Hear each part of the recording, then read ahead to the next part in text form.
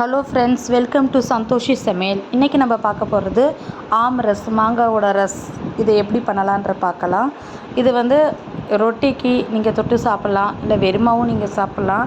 அந்த ஸ்டைலில் தான் நான் பண்ணுறேன். இந்த குஜராத் ஸ்டைலில் இந்த மாதிரி மேங்கோ சீசனில் இந்த மாதிரி தான் பண்ணி வைப்பாங்க. இப்போ நான் குஜராத் ஸ்டைலில் எப்படி இந்த மேங்கோவோட ரஸ் எப்படி பண்ணுறாங்கன்றதை பார்க்கலாம்.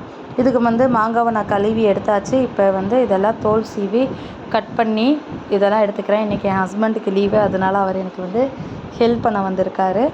அவர் நல்லாவே டேஸ்டியாக பண்ணுவார். இப்போ பாருங்கள், இந்த மேங்கோ பீஸ் எல்லாமே கட் பண்ணி எல்லாம் எடுத்து மிக்ஸி ஜாரில் போட்டாச்சு. இப்போ இதில் கொஞ்சம் சுகர் நம்ம இதில் ஆட் பண்ணுறோம். 6 டேபிள் ஸ்பூன் இதில் சுகர் இப்போ நான் ஆட் பண்ணியிருக்கேன். நான் அப்புறம் கொஞ்சம் ஐஸ் க்யூப்ஸும் இதில் ஆட் பண்ணுறேன். நான் இப்போ இதை நம்ம அரைச்சி எடுத்துக்கலாம். இது உண்மையாகவே ட்ரை பண்ணி பாருங்கள் ஃப்ரெண்ட்ஸ், ரொம்பவே டேஸ்டியாக இருக்கும். கண்டிப்பாக லைக் அண்ட் சப்ஸ்கிரைப் பண்ணுங்கள். உங்கள் ஃப்ரெண்ட்ஸ் அண்ட் ஃபேமிலிக்கு இதை ஷேர் பண்ணுங்கள்.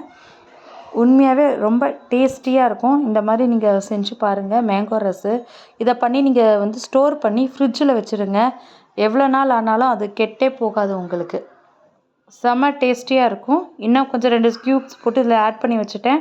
நீங்கள் வெறுமாவும் கூட இந்த மாதிரி இதை மேங்கோ ரஸ் அப்படியே சாப்பிட்டுக்கலாம்.